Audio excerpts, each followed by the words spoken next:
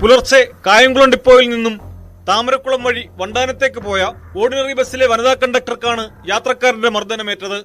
വള്ളികുന്നം സ്വദേശി ജാവേദാണ് വനിതാ കണ്ടക്ടറെ മർദ്ദിച്ചത്.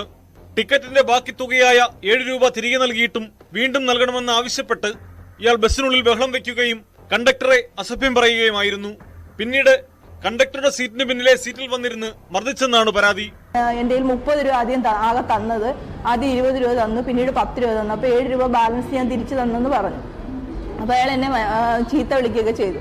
അതിനുശേഷം ചങ്കുളങ്ങര ഹൈവേയിലോട്ട് ബസ് കയറിയതിന് ശേഷം അയാൾ ബസ്സിൽ എഴുന്നേറ്റ് നിന്നിട്ട് എൻ്റെ നേരെ വരികയും പിന്നീട് വീണ്ടും സീറ്റിലിരുന്നിട്ട് ബാക്കിൽ ഞാൻ കണ്ടക്ടർ സീറ്റിലിരിക്കുന്ന എൻ്റെ ബാക്കിൽ എൻ്റെ ഷോൾഡറിലേക്ക് കൈ വെച്ച് അടിക്കുകയും ചെയ്തു.